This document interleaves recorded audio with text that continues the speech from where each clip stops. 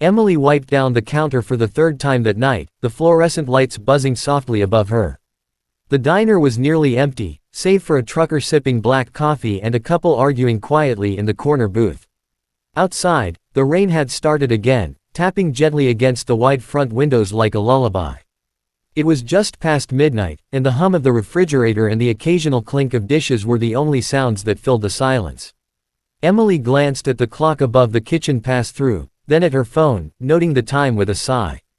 She didn't mind the late shifts, she liked the quiet, the slow rhythm of the night, but something about this particular evening felt off.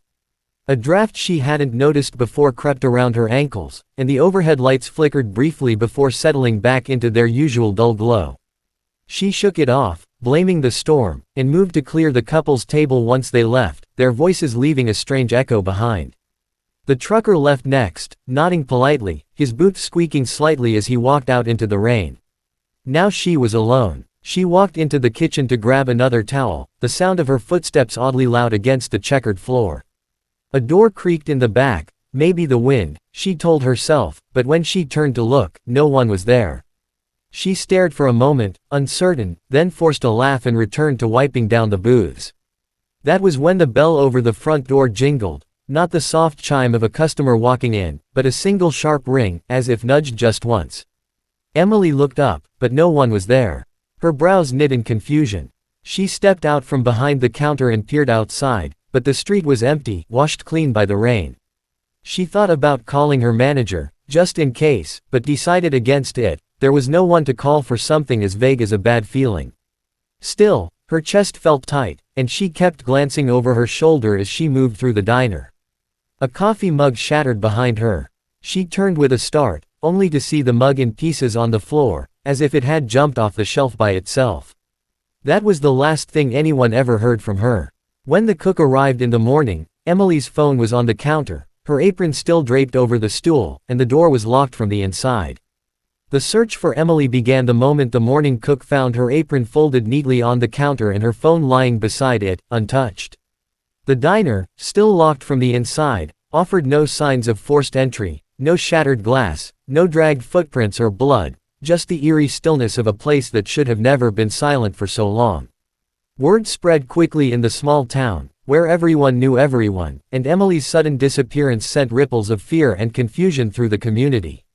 Her mother, Sarah, arrived at the scene within an hour, panic in her eyes and her hands trembling as she pushed past the yellow tape strung across the entrance.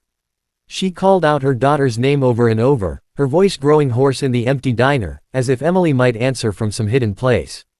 Police officers questioned everyone who had been there the night before, the trucker, the couple, even the part-time dishwasher who hadn't worked that night but might have known something.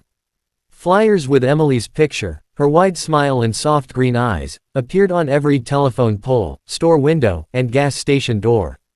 Volunteers combed the woods behind the diner, searched alleyways, checked abandoned buildings, and drained the retention pond at the edge of town, but there was nothing, no clothing, no personal items, not even a footprint to follow.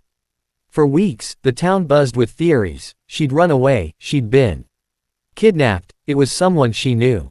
But Sarah knew better, Emily wouldn't leave without telling her. They were close, closer than most mothers and daughters, bound by years of struggle and shared secrets. She knew her daughter's patterns, her moods, even her silences. And this silence was wrong. The police kept investigating, but leads grew cold, and soon, Emily's case became just another file gathering dust. Friends drifted away, afraid to keep talking about what hurt them. The world, ever so slowly, moved on, except for Sarah. She kept Emily's room exactly as she left it, dusted it weekly, left the lamp on every night like a beacon in a storm. On anniversaries, she placed flowers on the diner steps, whispered her daughter's name into the wind, and waited for something, anything, to come back. But the wind never answered, and neither did Emily. 3 years to the day since her daughter vanished, Sarah found herself standing outside the same diner, her fingers curled around a bouquet of wildflowers freshly picked from the edge of town. The sign above the entrance had faded slightly, the red lettering dulled by sun and rain, and a new waitress stood behind the counter, unfamiliar and young, humming softly to herself as she wiped down a coffee machine. The town had changed in small, quiet ways, new businesses, repaved roads, fresh faces, but the diner had stayed almost exactly the same. Sarah hesitated at the door, her reflection dim in the glass, and for a moment she considered turning back. But something inside her, something rooted deep in the part of her that still clung to hope, pushed her forward. She stepped inside and was met by the soft chime of the doorbell, the familiar smell of coffee and grease, and a subtle chill that settled into her bones. No one recognized her anymore, not the customers sipping quietly in booths, not the young man behind the register who offered her a polite smile, unaware of who she was or what this place had taken from her. She took a seat at the same booth Emily had once favored on her breaks, the one by the window that looked out over the narrow, tree-lined street. The vinyl was cracked now, and the laminate tabletop bore new scratches, but it was still the same spot where Emily used to sip sweet tea and scribble in her notebook during lulls. Sarah ran her fingers across the surface, as if hoping to trace some hidden message left behind, some fragment of her daughter's presence that had survived the years. The waitress approached and asked if she'd like to order. Sarah simply nodded and whispered, "Just the stew, please." It had been Emily's favorite on rainy nights, a comfort food passed down through the diner's generations of cooks. As she waited, she stared at the door to the kitchen, half expecting Emily to walk through it with a plate in hand and that tired but warm smile that could melt anyone's bad day. Outside, the rain had begun again, light at first, then heavier, smearing the view through the window into a blur of headlights and silhouettes. Sarah found herself whispering silent prayers, not to any god in particular, but to time, to memory, to the place itself, as if the walls might still hold her daughter's voice, her laughter, her last steps. The stew arrived steaming, the scent rich and familiar, and for a long moment Sarah just looked at it, her spoon untouched beside the bowl. She picked it up finally, her hand shaking, and stirred the thick broth slowly, as if the answers might rise to the surface. Then, something unexpected scraped against the spoon, something hard, not a bone or piece of vegetable, but metal. Her breath caught. She reached in, her fingers trembling, and pulled out a small, tarnished locket, its chain tangled and slick with broth. The air seemed to still around her. For a moment, everything, the clatter of dishes, the chatter of other customers, the hum of the overhead lights, faded into silence. She wiped the locket clean against her sleeve and stared. It was hers. Emily's. The very one she had given her daughter on her 16th birthday, engraved with the words for every heartbeat, "I'll be with you." And inside, impossibly, there was a note. Folded tightly. Waiting. Sarah's hands trembled as she unfolded the tiny, damp piece of paper, the edges stained from the stew and the ink smudged but still legible. The message was brief, just a few frantic words scrawled in her daughter's unmistakable handwriting, "Still here. Seller. Help me. E." For a long moment, Sarah simply stared at the note, unable to breathe, unable to think. Her heart pounded so loudly in her chest it nearly drowned out the world around her. The locket rested in her palm, warm from her grip, the chain coiled like a question mark across her fingers. Slowly, she looked up, expecting to see everyone in the diner frozen, staring, having noticed the monumental shift in her world, but nothing had changed. The waitress filled a coffee pot, the cook shouted an order to the back, and customers kept eating, unaware that something extraordinary had just risen from the depths of 3 years of silence. She stood up, the note still in her hand, and walked carefully toward the kitchen. She passed the young waitress, who smiled kindly at her, oblivious to the storm building in Sarah's eyes. At the edge of the kitchen door, she paused, uncertain. This was the moment. The first true moment of action since Emily disappeared, and her mind reeled with questions. Was it real? How could this note have appeared now, after all this time? Who had put the locket in her stew? Why now? And if Emily was truly still here, still alive, what had they all missed? The questions echoed inside her, but they didn't stop her feet from moving. She pushed open the swinging door and stepped into the kitchen. The smells were stronger here, onions sizzling, fryer oil, freshly baked bread, and the heat made her sweat instantly, but she barely noticed. She glanced around quickly, searching for something, anything, a hatch, a door, a hidden staircase. The cooks barely noticed her as she moved along the tiled wall, pretending to inspect the pipes, the floor, the back corners. And then she saw it, behind a tall stack of canned goods and old baking trays, a trapdoor almost perfectly camouflaged against the gray linoleum. Her heart surged. She moved toward it, only to have a cook block her path, his brow furrowed. "Can I help you, ma'am?" Sarah tried to sound calm. I dropped something earlier. Just checking around." The cook looked unconvinced but stepped aside, muttering something under his breath. She knelt by the trapdoor and brushed aside the dust and flour that clung to the edges. There was no handle, only a small ring that she tugged on, but it didn't budge. Locked. Panic began to creep into her throat like a scream forming. She turned to the cook. "Does this open?" He blinked. "That old thing. Been sealed for years. Lead to a storage cellar no one uses anymore. Manager said it was unsafe, so they bolted it shut." Sarah stood, heart racing. The note burned in her pocket like a brand. "I need to speak to your manager," she said, her voice low and urgent. He frowned. "She's not in tonight." Sarah didn't wait. She pushed past him, out into the diner, and shouted to the room, voice cracking, "Someone help me. Please. My daughter, she's down there." Heads turned. Forks paused halfway to mouths. Silence fell, thick and shocked.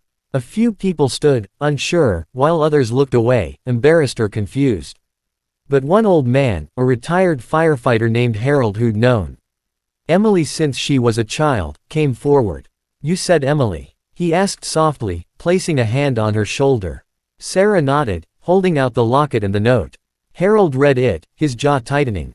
"Then let's get that damn door open," he said. Within minutes, a small group gathered. A crowbar was found. The trapdoor creaked and groaned, and with a final heave, it opened, releasing a rush of cold, musty air that smelled of damp stone and time. A narrow staircase spiraled downward into darkness. Sarah peered into the black void, her voice trembling but fierce as she called out, "Emily." No answer came, just the sound of dripping water and something else, far below. A faint, shuffling sound. Something, or someone, was moving in the dark. The cellar stairs creaked beneath Sarah's feet as she descended into the dark, the old wood groaning under the weight of years and fear. The air grew colder with every step, thick with the scent of mildew and rust, and each breath she drew felt like inhaling history, damp, forgotten, and heavy. Behind her, Harold followed silently, holding a flashlight they had borrowed from a diner employee, its narrow beam cutting through the shadows ahead. The beam flickered now and then, bouncing off wet stone walls and glinting on old shelves cluttered with broken crates, rusted tins, and stacks of yellowed paper. Cobwebs hung in thick curtains across the low ceiling, and water dripped steadily from somewhere above, echoing like slow, distant footsteps. Sarah moved forward with shaking knees, every heartbeat louder than the last, the note crumpled in her fist and the locket clenched tightly in her other hand. She whispered her daughter's name as she walked, first timidly, then louder, "Emily. Emily, can you hear me?" The darkness offered no reply, only the deep hush of a place too long buried beneath the world. Then something shifted in the silence. A faint scraping sound, like fingernails on stone or someone moving carefully to avoid being heard. Harold raised the flashlight, sweeping it toward the far end of the cellar where the shadows seemed thickest. A narrow passageway yawned open just beyond a wall of shelves, an offshoot tunnel that hadn't been on any original plans, judging by the startled curse the cook had let out earlier when they opened the trapdoor. "Jesus," Harold muttered, shining the light into the tunnel's throat. This wasn't just a storage room. Sarah pressed ahead without waiting. She squeezed through the narrow opening, her coat snagging on splintered wood, the walls damp and pressing close on either side. The air was heavier here, laced with the unmistakable scent of something human, sweat, decay, fear. Her mind spun with questions. Had someone used this place to hold her daughter captive? For how long? And why had no one found it until now? A faint glimmer caught her eye ahead, a tiny metallic shine near the floor. She rushed to it, nearly stumbling, and found a hairpin, delicate and familiar. It was Emily's. Sarah had bought it for her at a flea market years ago, a little silver butterfly with a cracked wing. She sank to her knees, tears threatening, and held it close like it was a fragment of her daughter's soul. "Emily," she whispered again, louder now. "Please, answer me." This time, there was a sound, soft, barely audible, but real. A cough. A hoarse, broken cough from deeper inside the tunnel. Sarah shot to her feet. "That was her," she said to Harold, who stood frozen behind her, flashlight trembling. "She's alive. I heard her." They moved faster now, the flashlight beam jerking wildly across the walls. The tunnel curved sharply, then opened into a small chamber lined with old brick, crumbling in places, the air staler than before. In the far corner, nestled between rusted pipes and moldy blankets, was a figure. Curled into herself, thin, pale, and trembling. Emily. Her hair was tangled, her face hollow with hunger and time, but her eyes, when they opened, still held the same green fire Sarah remembered. For a heartbeat, mother and daughter simply stared at each other, neither trusting what they saw. Then Emily whispered, "Mom." And Sarah collapsed to her knees with a sob. She gathered Emily into her arms, holding her as if she could fuse their broken time together by sheer force of will.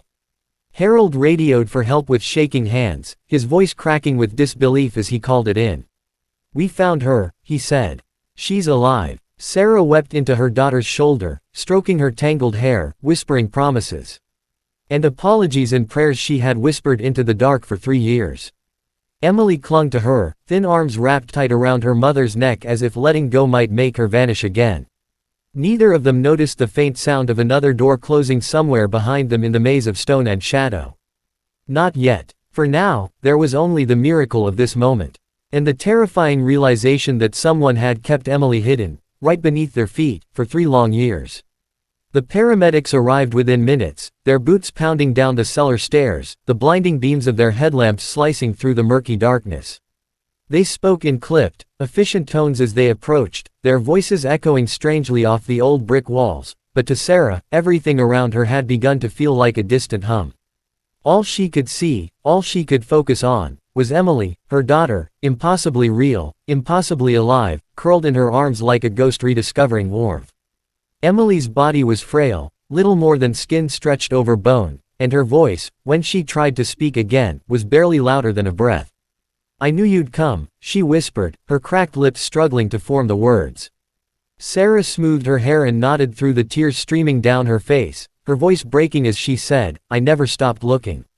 Not for 1 second." But the words caught in her throat as she realized the full extent of what had happened, what Emily had survived in that cold, hidden hell beneath the floorboards of the very place she'd disappeared from.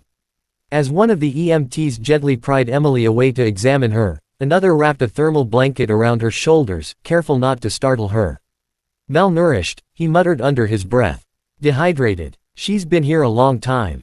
The other paramedic shined a light into her eyes, then checked her wrists, noting the faint, old marks, scars. Really, that told a story no one had prepared for. Emily flinched at the touch, but didn't resist, as though part of her still couldn't believe she was being rescued. Harold stood back near the tunnel entrance, flashlight held low now, his face ashen. "She was right under us this whole time," he said softly. 3 damn years. His voice held awe and guilt in equal measure, as if by simply living in the same town without knowing, he had somehow failed her too.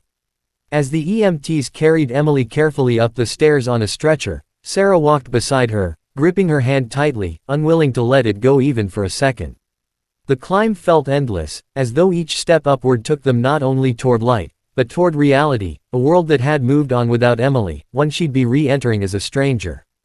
They emerged into the diner, now filled with people, employees, customers, police officers, neighbors, silent and stunned. All eyes turned toward the broken girl in the stretcher and the mother who had never stopped hoping, and for a moment, not a sound was made. Then someone whispered Emily's name, and like a ripple through water, voices began murmuring, some in disbelief, some in awe, some in grief.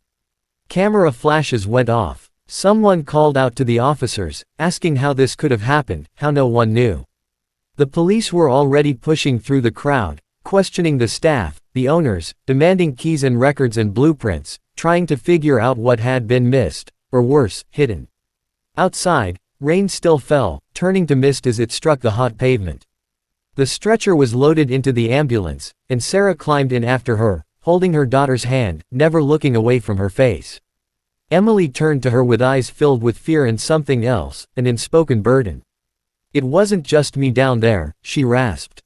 Sarah blinked. "What do you mean?" Emily looked away, her voice barely audible as she said, He said I wasn't the first. And I won't be the last."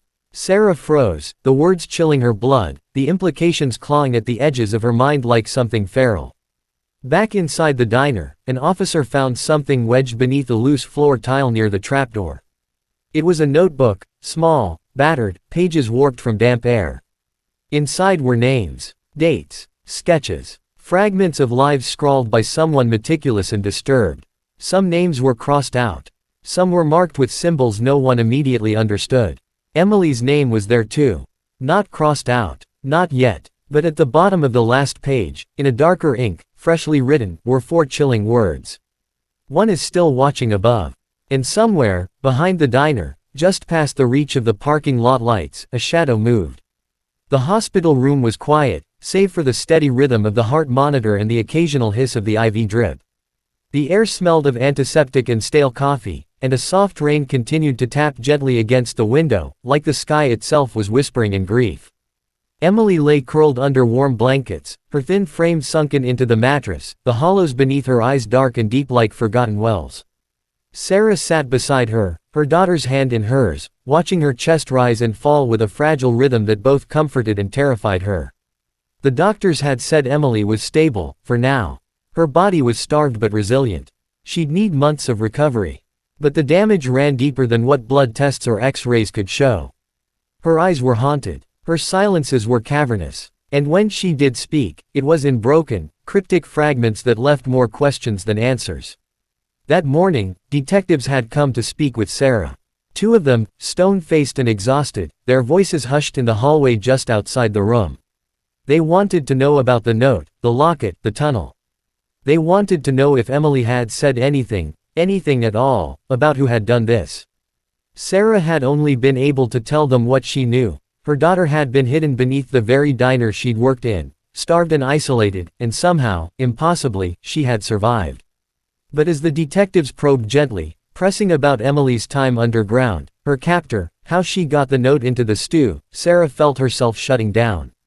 Not because she didn't want to help, but because she was starting to realize the story wasn't as simple as abduction and escape. It was deeper, stranger. The locket's appearance, the note's timing, it hadn't been chance. Emily had orchestrated something, somehow. Or someone had done it for her. Later that evening, when they were alone again, Sarah gently stroked her daughter's hair and whispered, "He said you weren't the first." "Who was he, sweetheart? Can you tell me?" Emily's eyes fluttered open. She looked at her mother for a long, terrible moment, and something like recognition passed between them, but it wasn't relief. It was fear. "He was always there," Emily whispered, voice barely more than breath. "Even when it was quiet. I think he lived in the walls. Sometimes I'd hear him breathing behind the bricks. And sometimes, I'd hear the others. Before me." Her voice cracked. "They cried. Then they stopped crying. Then there was only him." Sarah's blood ran cold. "Who was he, Em?" Emily looked away. "I don't know his name. He wore an apron. Like the others. He worked there. Or, pretended to." Her eyes filled with tears. "He told me no one would look. He said they'd forget. But I didn't forget. I scratched days into the wall until there wasn't space left. Then I started on the floor." Sarah swallowed the scream that rose in her throat. "You left the note in the stew. How?" Emily's mouth twisted into a small, trembling smile. "He was gone too long. One day. He always left the stew in a jar. Same stew they served upstairs. I had the locket. He didn't take it from me. I dropped it in. Slipped the note in too. I prayed someone would order it." Her smile faded. "I prayed it would be you." Sarah couldn't stop the tears then. She leaned forward and held her daughter's face in her hands, gently, as though touching something sacred. "I found you, Em. I found you." But Emily didn't smile. She stared over her mother's shoulder at the dark corner of the hospital room where the light didn't quite reach. Her body went rigid, her grip tightening. "He's still watching," she whispered. Sarah turned quickly, heart racing, but there was only the corner, dark, empty. Yet later that night, when the nurse checked the security cameras, she noticed a glitch, a brief moment, just after 2:17 a.m., when the hallway outside Emily's room darkened and a shadow passed by, though no one was logged entering or exiting. And in the hospital's back stairwell, barely noticed at first, was a red smear. A fingerprint, pressed into the wall, low, as if left by someone crawling. The morning sun was a pale smear behind thick gray clouds, casting a sickly light across the hospital's quiet exterior. Inside, the atmosphere remained tense, a collective hush hanging over the 4th floor like a fog no one wanted to acknowledge. Sarah had barely slept. She sat by Emily's bedside, clutching a paper cup of coffee that had long since gone cold. Emily had dozed off around dawn, her fragile body finally succumbing to exhaustion, but even in sleep, her brow twitched, her lips murmured, her hands trembled. Sarah wanted to believe they were safe now, that the worst had passed, but the unease in her gut told her otherwise. The shadow Emily had seen, the fingerprint in the stairwell, the untraceable glitch in the cameras, it all pointed to something unresolved. Something unfinished. And then there was the notebook. The detectives had returned just after sunrise, and this time, they brought the notebook found in the diner's cellar. It had been sealed in an evidence bag, but one of the officers let Sarah look through it while they waited for Emily to wake. The pages were yellowed, brittle, and written in an unsteady hand. Whoever had kept it had chronicled dates, names, numbers. Some entries were short, others longer. One described a girl named H, who had screamed too often. Another mentioned someone called Len, who didn't last past the first winter. Each name ended with a date, a dash, and either a strange symbol or a single, chilling word, ended. But not Emily. Emily's entry ended with a blank space. As though her chapter had not yet been written, or had been interrupted. Beneath the final page, however, something had been tucked into the spine of the notebook. Sarah discovered it by accident, her fingers brushing against a tiny fold. She pulled it free and unfolded a scrap of old receipt paper. It was a map, not of the diner, but of other places. A series of locations, addresses, or coordinates. Marked with numbers. One had a date circled 3 times. The date was tomorrow. "What is this?" Sarah whispered to the detectives, showing them the note. They exchanged glances, concern flashing in their eyes. "We're checking those addresses now," one said. "But this changes things. This wasn't just about Emily. This might be bigger." As they spoke, Emily stirred. Her eyes blinked open, unfocused, then wide with terror. She sat upright with a strangled cry, clutching her chest. Sarah was there instantly, wrapping her arms around her. "It's okay," she whispered. "You're safe." But Emily shook her head violently. "No," she gasped. "No, I saw him. Last night. In the room. Watching. He's not finished." Sarah looked toward the security officer who had just entered the room, as if to ask for answers, for proof. But he only frowned and said quietly, "There's something else." He handed Sarah a printed photo, grainy, black and white, pulled from the outdoor surveillance cameras. In the lower left corner of the frame was the emergency exit by the hospital's rear lot. And just beyond it, partially obscured by the edge of the frame, was a figure. Wearing a white coat, a diner apron, standing perfectly still, watching the building. The time stamp read 2:18 a.m., just 1 minute after the glitch inside Emily's hallway. Sarah's hand trembled. "That's him," she whispered. "That's the man who took her." The detectives acted quickly after that. Hospital security was tightened. A patrol car was posted outside the room. But Sarah knew, deep down, that the man wasn't going to simply disappear into the night. He had watched them for years. Hidden beneath their feet, behind their walls. He was more than a kidnapper, he was a predator who thrived on being unseen. And now he knew Emily had escaped. Now he knew the world was looking for him. As night fell again, Sarah didn't sleep. She sat in the chair beside her daughter, a flashlight on the table, the notebook in her lap, and a kitchen knife clutched in her pocket. Just in case. Emily slept fitfully, murmuring names Sarah didn't recognize, names likely pulled from that notebook, names of those who hadn't been as lucky. And outside, beyond the reach of the hospital's lights, the clouds rolled low, and something moved just beyond the trees. Watching. Waiting. Some monsters don't live under the bed. Some live in places we pass by every day. And some are still out there.